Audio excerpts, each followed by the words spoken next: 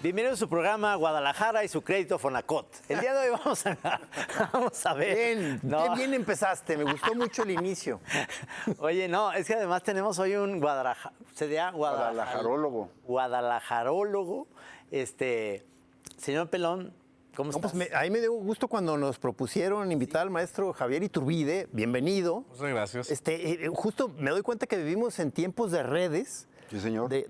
Cuando nos preguntan de cómo conseguimos invitados, a veces sí es de boca en boca, pero a veces tal cual fue porque vimos sus rollos que pone ahí en Instagram. Sí, en Revisiones Guadalajara.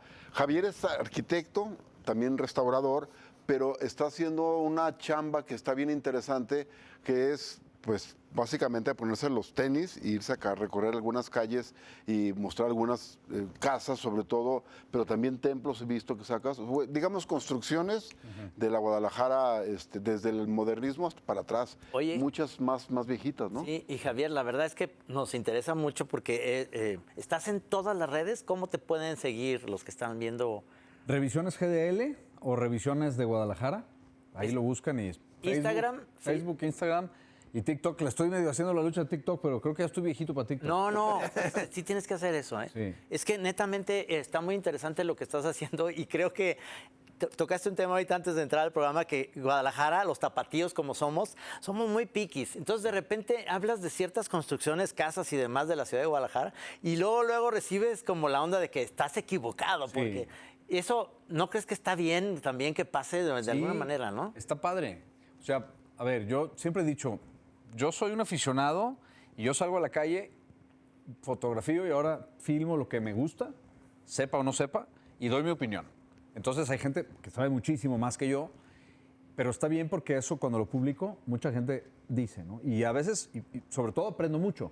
Mi Pero estás divulgando, eso es lo padre, o sea. Sí, es que resulta que si a mí me encanta Guadalajara, estoy enamorado de Guadalajara y tiene muchas cosas muy bonitas, pero mucha gente no la conoce. Y hay gente que tiene viviendo en Guadalajara toda su vida y no ha salido del barrio de donde nació. Entonces, mi intención es que la gente conozca la ciudad, porque conociendo la ciudad es la única manera que la puedes querer. Y queriendo la ciudad es la única manera que la puedes cuidar. Entonces, es una labor para mí de dar a conocer la ciudad y trato de hacerlo para que cualquier persona, sea o no arquitecto, le interese. Y sí ha pasado que la gente dice, oye, fíjate que no me fijaba tanto en las casas y ahora desde que te sigo como que ya me estoy fijando más. Ya identifico ciertas cosas. Ese es todo el objetivo. Claro. Ese es el único objetivo. Por ahí he visto 2, 3 veces la frase o el concepto que a veces tú traes de que disfrutas mucho Guadalajara, tanto que a veces te da pendiente de que pierda demasiado el barrio. Sí. Lo que pasa es que yo creo que, a ver, las personas, los de Guadalajara, los tapatíos, pero también en otros lugares, somos tapatíos no nada más porque nacimos aquí, sino porque tenemos una cierta identidad con la ciudad. Entonces, es importante que la ciudad crezca, es importante que se transforme, porque las ciudades no son museos, las ciudades son entes vivos que tienen que seguir evolucionando, pero es bien importante que no se pierda la identidad, porque si nosotros perdemos la identidad, perdemos la memoria histórica, entonces lo que nos hace ser tapatíos, lo que nos hace querer a la ciudad, va a desaparecer. En 1 o 2 generaciones, pues ya no va a estar allí y la gente que venga atrás de nosotros ya no se va a identificar con ella, porque ya lo que nosotros vimos y vivimos ya no está. O sea, hay que balancear crecimiento con preservación. Claro. Una línea muy fina, pero hay que encontrar la manera de poderlo hacer. Entonces, tú entras a algún lugar, por ejemplo, que te interesó y empiezas a hacer notar cosas, tanto lo que te va gustando como lo que no. Sí, yo creo que es importante también decir las cosas que a veces muy tapatíos no queremos hacer sentir mal a nadie, ¿no? Ajá, y entonces claro. no lo decimos. Pero pues también se tiene que decir. Y se tiene que decir lo bonito y se tiene que decir lo no tan bonito. Claro. Claro que todo va desde mi percepción, otra vez. Pues yo no tengo la bola de cristal, pero de alguna manera pues transmito esa opinión y la gente comenta. Y eso está muy padre porque también a mí me ha pasado que doy información, no es la información correcta, y luego quiero aprender.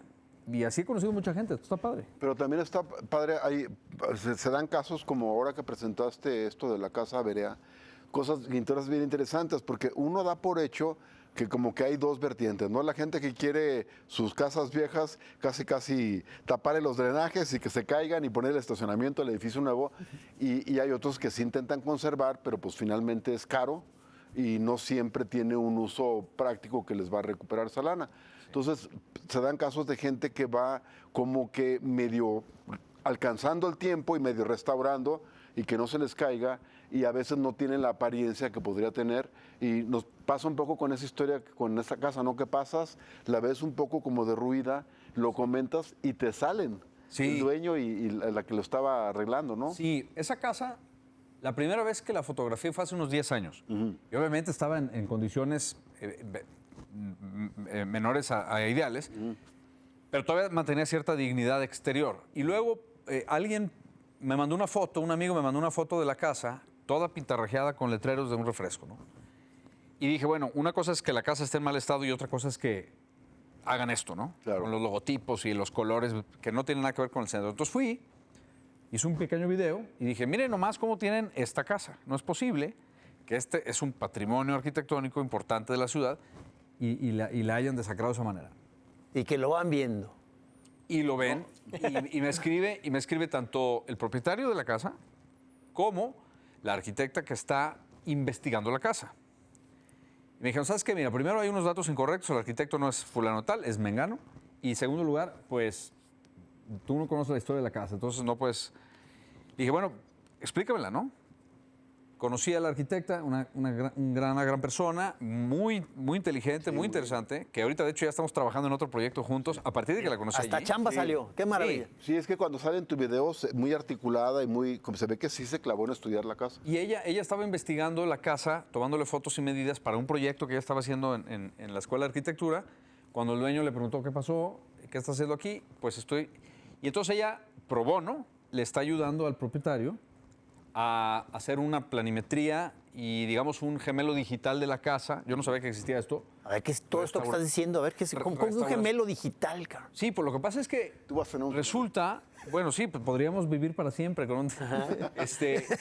Resulta que crean la imagen y el render y el modelo en tercera dimensión de la casa con fotos reales, materiales y todo digitalmente, para que en caso de que la casa se pierda, se caiga o se transforme, quede la evidencia para siempre y en un futuro quizá se pudiera volver a construir. Entonces ella estaba haciendo esto cuando le empezó a ayudar al propietario de la casa. Entonces, obviamente, como en muchos casos, pues hay buenas intenciones de los propietarios, no hay suficiente capital, Claro. son casas tan viejas que luego es bien caro tratar de Simplemente restaurarlas. mantenerlas en pie, ¿no? Nomás mantenerlas ya es una chamba de tiempo completo. Entonces, eso me gustó, porque es un poquito como entender esa parte. No todo es color de rosa y no es que la gente quiera que se haga siempre su casa, es que a veces no tiene de otra, ¿no?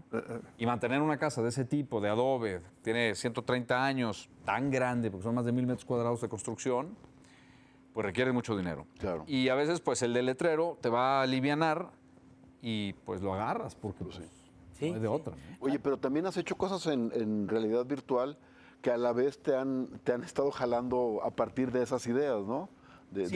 Sí, hace poquito como un ejercicio meramente creativo y de diversión, me metí a la inteligencia artificial que todo el mundo está usando ya Sí. y empecé a restaurar las plantas bajas de algunas casas en Guadalajara que habían modificado, que la planta alta, y hay muchísimas en el centro, ¿no? Planta alta está preciosa, original del siglo XIX, principios del XX, y la planta baja completamente modificada, con letreros luminosos, con colores espantosos. Entonces, gracias a la tecnología me metí y dije, a ver, ¿cómo puedo hacer que la planta baja se restaure aproximadamente como era originalmente cuando la hicieron, basado En lo de arriba. en lo de arriba? Y empecé a publicar una serie de fotos de, miren qué bonito sería Guadalajara si hiciéramos esto, ¿no? Tuvo mucho éxito, la gente le gustó mucho el ejercicio y a partir de ahí me contactaron de una fundación y me dijeron, oye Javier, nos gustó muchísimo tu idea, queremos que la hagas realidad con una casa de nosotros que tenemos sobre Paseo Alcalde. Oye, qué buena onda. Entonces ya estamos trabajando y de hecho la arquitecta Indira de Alba, que la conocí a través del mensaje, corrigiéndome, ella y yo ya estamos trabajando Ya la jalaste por acá. en el proyecto de restauración de una de las casas. Todo va embonando. Oye, Javier, Sí, sí. ¿cómo empezaste con este proyecto? ¿Cómo se te ocurrió? ¿Tú eres arquitecto? Soy arquitecto. sí. ¿Estudiaste dónde? En el ITESO. En el ITESO. Ay, no. Pero ¿cómo se te Con ocurrió? Sergio Ortiz. No. Con Sergio Ortiz. Aquí está Sergio por allá atrás checando que estemos diciendo cosas correctas, ¿ok? ¿Cómo se te ocurrió hacer esto de la divulgación de una ciudad como es Guadalajara? Yo voy a poner un ejemplo muy sangrón, pero me acuerdo cuando en Barcelona en el año 2001, 2000, sí, por ahí, el mismo gobierno les daba una lana para que pudieras tú reconstruir nada más tu fachadas? fachada, no, de adentro no, pero las fachadas para que ¿no? viera armonioso. Hasta le ponían posat guapa, ¿no? Le ponían a todos. Entonces, ya sabes, le ponían y los recuperaban y quedaban súper bonitos.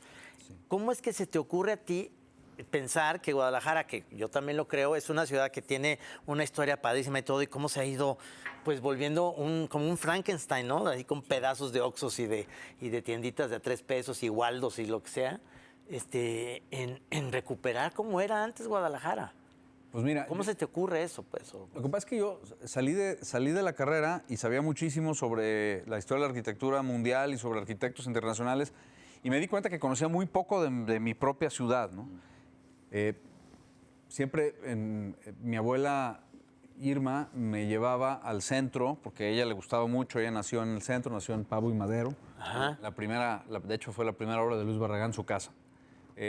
Y me platicaba de los barrios, de las calles, de todo esto. Entonces me di cuenta que yo no conocía Guadalajara, ¿no? Ya tenía estudios de arquitectura y no sabía nada. Entonces iba por la calle y veía casas que me llamaban la atención. Les tomaba foto y luego, pues, buscando en libros, el internet apenas empezaba, y buscaba información sobre esas construcciones, ¿no? Y cuando no encontraba, simplemente la describía. Con el tiempo fui aprendiendo un poquito a distinguir épocas, estilos, autores, y era como un trabajo para mí mismo. O sea, sí lo publicaba en internet, pero en una página web, y ahí iba apuntando y iba subiendo las descripciones de las casas. Pues tengo 20 años haciendo esto. No fue así, sino hasta hace muy poco que empecé como a usar las redes sociales para divulgarlo a mucho más personas. Pero este es un proyecto que tiene 20 años y que incluso en el 2018 publiqué un libro, un poquito como con muchas de las fincas que ya había analizado. Pero para mí era eso, era un ejercicio de curiosidad y luego pensé, pues a lo mejor hay más gente que también le interesaría saber esto que yo estoy descubriendo, ¿no? Y empecé a aprender, empecé a descubrir mucha gente que ya tenía muchísimo conocimiento de este tema, Sí, ahí clavados. pero que a lo mejor no lo estaba divulgando de la manera en la que llegara más gente, ¿no? Entonces ahí con eso empezó. Es que, digo, ahí no he visto todos los videos que tienes, pero te empezamos a seguir y por eso te invitamos y nos empezó a gustar mucho esta manera que lo estás haciendo. Pero luego, yo tenía esta pregunta y a lo mejor ya lo hiciste, pero ¿qué tal la colonia moderna? ¿No se te hace fantástica? ¿No encuentras cosas como... O sea, a diferencia de otras colonias, esa como aglutina casas sobre todo muy interesantes. Y me acordé de una que está por la calle Alemania que tiene hasta los símbolos nazis, que no es el símbolo nazi, ¿no? No es que es, Sí. pero Y las suásticas. es las suásticas, exactamente. Sí. Pero no se te hace que es esa De colonia. hecho, hay dos. Está la del relojero Sí. y la de Avenida Alemania. La de Alemania. Más Sí, escondida. es correcto. ¿Ya? Lo que pasa es que la colonia moderna es bien interesante porque la colonia moderna se urbaniza alrededor de 1906, pero dura muchísimos años con terrenos baldíos.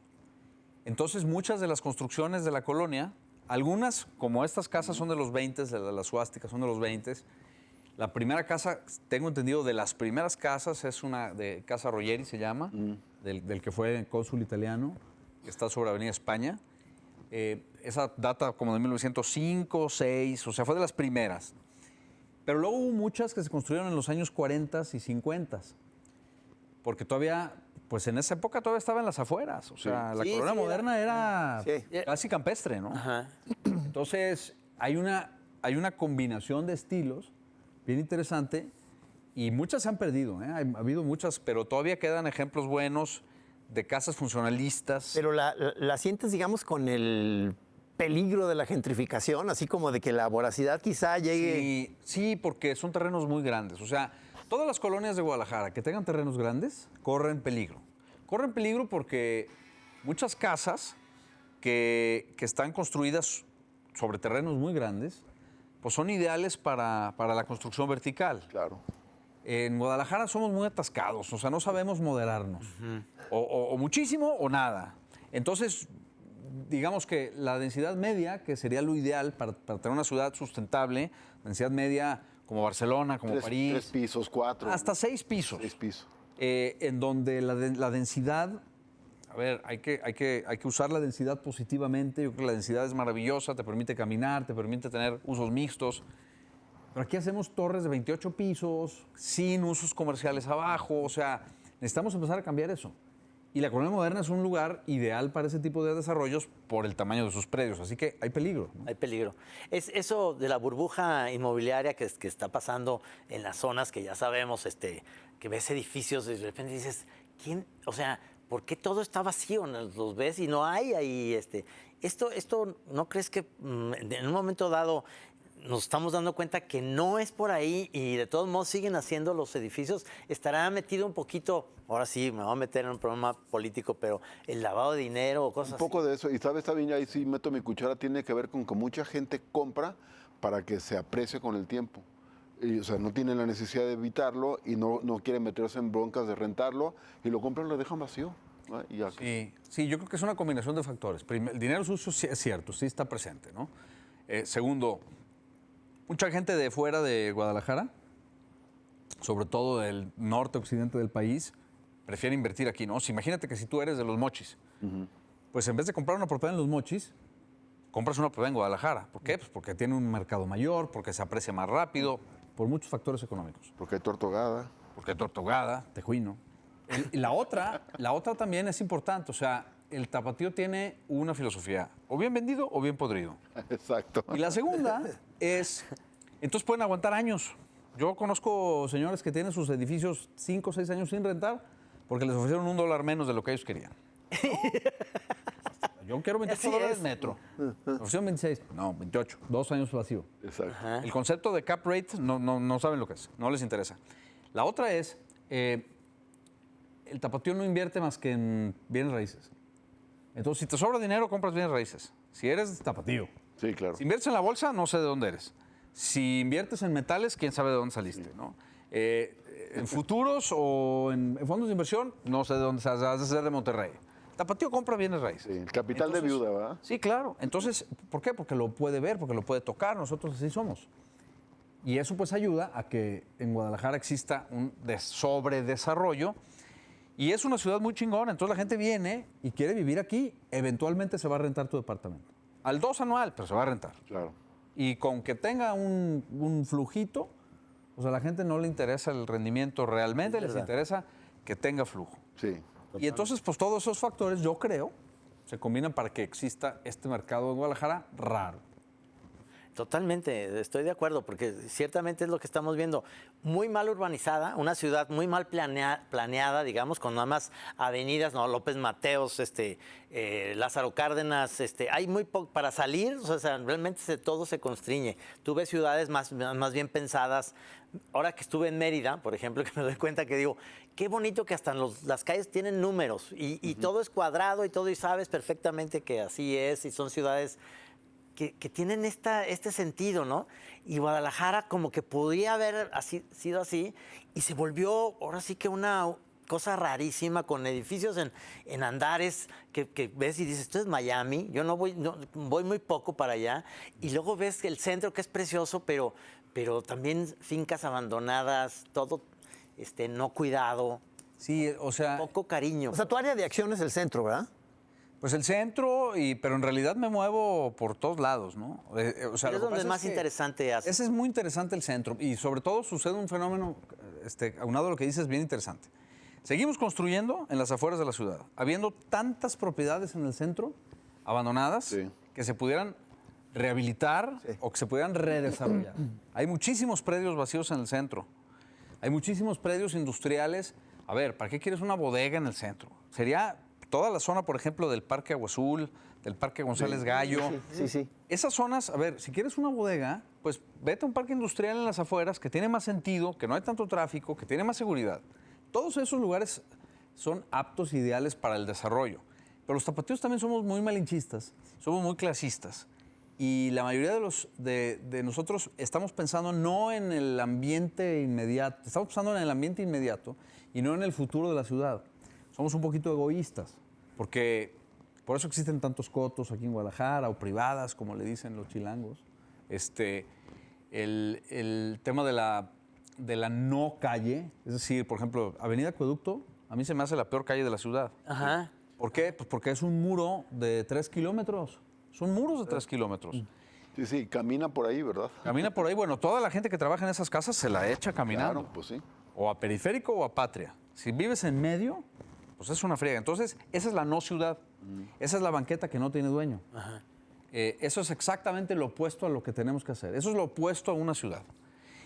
Y Guadalajara, y sobre todo sus clases medias altas, eso es su ideal de vida. Sí, claro. Eso es donde quieren ir. Entre más bardas y plumas y cotos, más a gusto están. Claro, y entonces quieren ir a estar en los colomos y quieren ahí poner edificios en los colomos cuando podemos tener, o sea, hay un edificio ahorita que decías del Agua Azul que es precioso, ¿no? Como de los años, ¿qué será? ¿40s o? El que está dentro del de la esquina, sí, el que era de pensiones. Sí, que ves ahí la estación de tren, Sí. que esa es otra cosa. Avenida Inglaterra es una estación de tren que podría ser un tren de cercanías para ir Claro. a Chapala, pues ahí vivo yo, pero Y en una vía Tepa, ciclista. para ir a Totonilco, a Lagos de Moreno, supuesto. en tren. Por supuesto. Y si todos vivimos en esa zona, dices, ahora voy a irme y no voy a agarrar la carretera, sino me voy a ir en un tren de cercanías a los lugares que también pueden ser. Claro, pero es que imagínate la mentalidad del tapatío, ¿no? Y eso que yo soy tapatío, y somos tapatíos porque también es la cultura. Hay gente que se sube al coche, maneja 15 minutos para llegar al gimnasio y hacer 15 minutos de caminadora. Sí. O sea, bueno, a eso somos, ¿no? Sí. Y la ciudad responde a esa actitud. ¿Cómo va a ser la ciudad de una persona que maneja 15 minutos para ir al gimnasio a caminar 15 minutos? Así, por supuesto. Entonces, parte de lo que yo hago es un poquito entender que, bueno, está cambiando, está muy bien. Ajá. Hay mucha gente que ya está dispuesta a repoblar, a irse a las partes de la ciudad bien conectadas, en las que puede caminar, en las que puede tener usos mixtos. Claro. Yo vivo en Providencia y hay días completos que no uso el coche porque puedo comer, ir al club y caminar cerca de allí al café, ir al súper con tu canastita esa que arrastras. Ajá. Está toda madre, ¿no? Y te das cuenta de que sí se puede vivir diferente. Sí, cómo no. El coche lo vas a necesitar o el transporte público lo vas a necesitar, pero puedes darte cuenta de que se puede hacer una mejor ciudad. Y el centro es el mejor lugar para ello, ¿no? Se tiene que arreglar, se tiene que poner la infraestructura correcta, hay que meterle mucho dinero, hay que arreglar luminarias, hay zonas muy peligrosas. Sí. Pero Y habilitar vivienda, ¿no? Para clase media, porque... sí, hay un proyecto que hizo un amigo, Álvaro Berumen, en la calle de 20 de noviembre, cerca de la Arena Coliseo. Ajá. Le quedó muy bien, es como le llaman los gringos, un urban infill. O sea, un terreno literal, una bodega. Hicieron un edificio, no tiene estacionamiento, tiene usos mixtos abajo.